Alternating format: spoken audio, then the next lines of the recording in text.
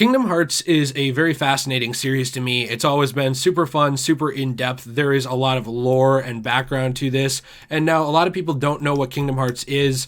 This is something that I'm going to be bringing back on my channel. This is a crossover series between Square Enix, who did the Final Fantasy games, along with Disney, and they have created their own world and lore through that of these two things coming together and really just kind of branching off into all these different properties. If you love Frozen, it's in Kingdom Hearts. If you love Final Fantasy characters, they're in Kingdom Hearts. It's really kind of everything. And so today, I have Alex with me from Podcast Now, who I'm happy to have here again on the channel. He does a lot of content with Kingdom Hearts and other stuff over on his channel, which I urge you to check out. And I have done a full playthrough of the first Kingdom Hearts game on my Let's Play channel, which is linked down below. So this is something that I'm trying to bring back and talk more about because it's actually a franchise I have a huge passion for that I don't hear enough talk about. That's one thing I love about Alex is that he does get into this. And today we're going to be taking a look at whether or not Star Wars should be included in Kingdom Hearts, because there is a lot of Star Wars to go over. There is a lot of usable stuff, and it does have the makings of the general storyline of Kingdom Hearts as well. So Alex, thank you for being here. I really appreciate it. Yeah, thanks for having me. And oh boy, you picked a fun topic and a fun collection of games to talk about, because it doesn't get more convoluted in a good way. You got to always make sure we talk about Kingdom Hearts that this is convoluted, but in the best possible way. So I'm very excited to talk about this. Yeah, these games and Metal Gear Solid, those are both games that I want to bring to this channel and get more eyes on. I know that for a bit, it might be a little bit, I'm hoping to build an audience of that over time, but I'm sure that if people check it out, they will love it as much as we do. So I honestly want to know, what are your thoughts on this? Because I have my own thoughts of how they could incorporate Star Wars. I also really do think that with the way Lucasfilm has gone since parting ways with George Lucas and really upsetting a lot of fans and creating a divide where you have prequel fans now. Now you have prequel fans that are, also original trilogy fans. And then you have sequel fans that are original trilogy fans, but not prequel fans. And you have the groups, they're all split into threes. I like this, I don't like this. I like this, I don't like this. I don't like Rey, but I like Kylo. There's a big mix in terms of how Star Wars has been received in recent years. I just kind of wanted to start with, do you think Kingdom Hearts could help mend that wound a little bit, or maybe take it in a different direction that got more people interested?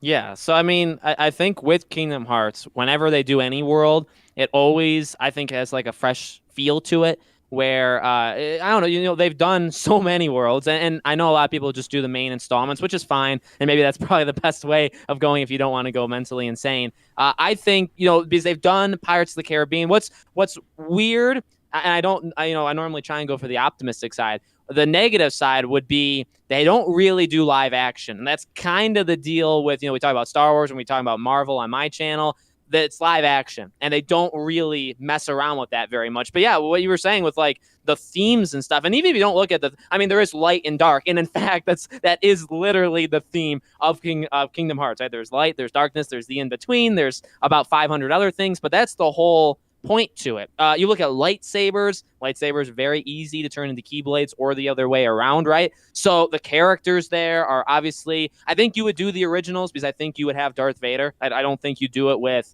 Anakin. I don't think you do it with, whatever. I think you really do it with Darth Vader and Luke, or I guess you could do somebody with like a mask is what I'm thinking. So like Kylo and Rey, I guess, would work as well. But I think this really, going into Kingdom Hearts 3, a lot of people thought they were going to do it. I thought it was definitely possible. They didn't.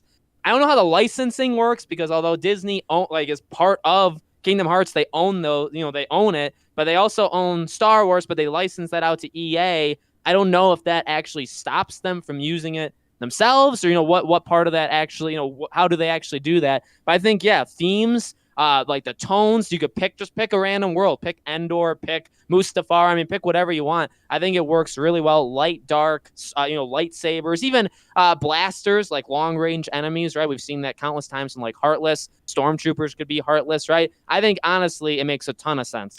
Yeah, and I was going to talk about that too, because I really think that you could kind of go through these films. Let's say, we know Kingdom Hearts is not ending anytime soon. There's been, I believe, 9 or 10 games now It's a lot, and I'm probably not even counting Union Cross and a Yeah, couple other Union. things there. Yeah. So this series is long, but I really do recommend people check it out. It has a lot of heart to it, pun intended, Wow. and I think you really could kind of go through these in release date order in a way. So, like, for example, if you went through the first original Star Wars trilogy, this is something they haven't done much of in Kingdom Hearts, has gone backwards. You almost always, when you revisit a world, it's a progression later in time of, like, Pirates of the Caribbean's an example. Hey, we met Jack a few years ago. Oh, now we're at the point where it's the end of, or the beginning of At World's End, essentially, when we Yeah. come back. You kind of see that as well with, I don't know, Mulan, where at the beginning of the world in 2, you kind of go in there and it's the beginning of the movie. When you come back, it's later on. It's almost always a progression. But if you were to go in and do the original trilogy, essentially, and have Sora meet Luke, and kind of it's Luke is trying to figure out how to be a Jedi, and Sora encourages him, then maybe you have a showdown with Vader where Sora can't do much. Maybe gets just clobbered or needs Luke's help. And obviously they wouldn't kill Vader or anything like that. But you kind of get into this stuff of, well, Vader's someone who gave up his heart, but he's not really a heartless in a way. Maybe something like that. Kind of like what they got into with Davy Jones in Pirates. Some exceptions like that and how that works and ties into Kingdom Hearts. And then you could eventually, in a follow-up, you could go back to the prequels if you wanted to and have, Sora meet Anakin or have Sora meet anyone like that, Obi-Wan, and be like, well, how did things get the way they did? Maybe you see that at the end. Sorry, my allergies are killing me today. One second. For some reason, I'm just dying.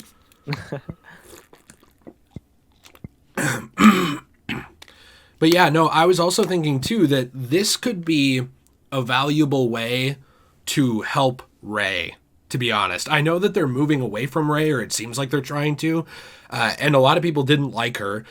I will fall on the sword and say I like Rey. I don't think she's perfect at all. I think that character is far from perfect and needed a lot of work, but I did like her. And I think that something like Kingdom Hearts could go a long way to sort of build that character up, at least in this universe, and make her seem more likable and more interesting by teaming up with her and, going alongside her.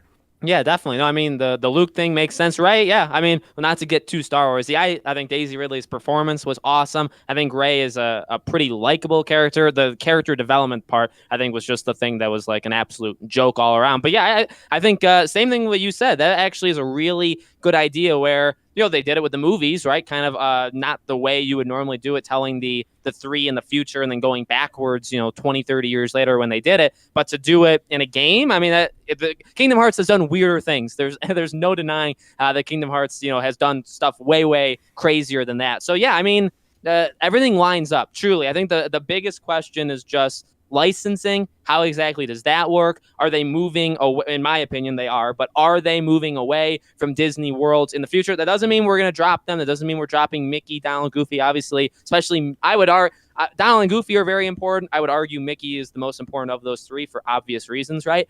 They're not going to get rid of them anytime soon, but the Disney worlds, I do think generally with the way Nomura is going, is going to take a back seat. This is kind of an argument you can use, I would say, for anything. If you talk about Marvel, you talk about anything that, Moana, I know a lot of people want that. There's a lot of these that I just don't think, or I think are up for like a contest. They may be in there. They all make sense. A lot of them would make sense. A lot of them would be really, really cool. But is that the path that Tetsuya Nomura wants to go?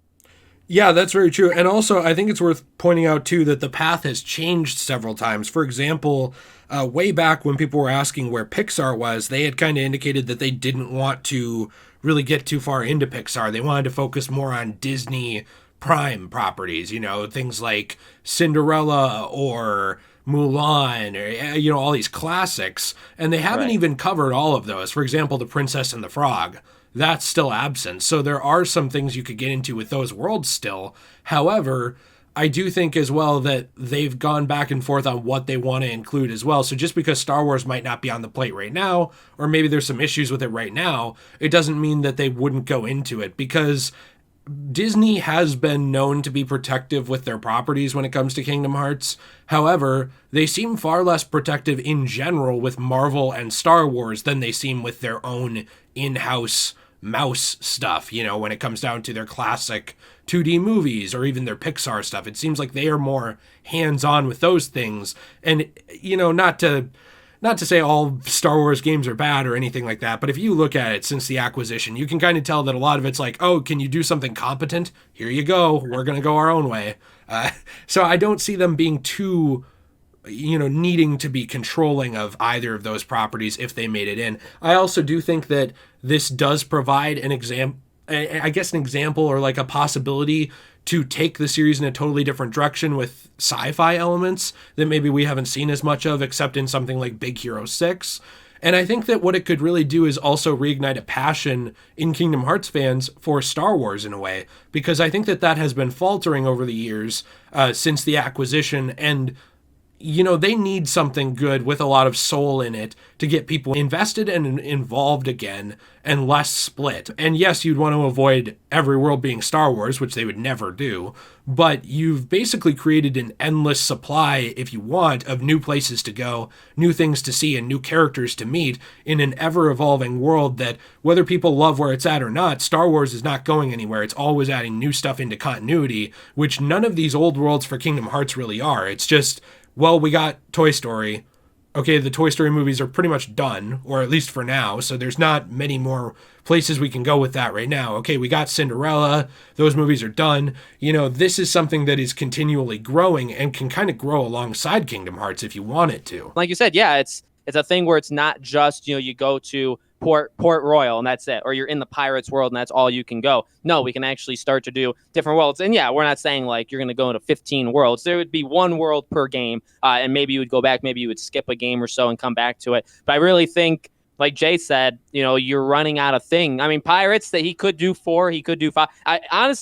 He shouldn't, but I wouldn't be surprised if he does do Pirates 4, Pirates 5 in one of these upcoming games. But a lot of these Pixar or like the older Disney ones, yeah, they've run out there, or at least they've run out of good ones, right? I guess you could go back to like Little Mermaid and you could go in the sequels of that, but a lot of those also they were not good sequels. Any of those original Disney movies that they made sequels for, almost all of them or all of them were trash. So yeah, you are eventually going to run out. Could definitely line up with the idea that he wants to drop them all together, which again I do think is on the table there. But Star Wars is, if they want to swap one out for it, I think that makes sense.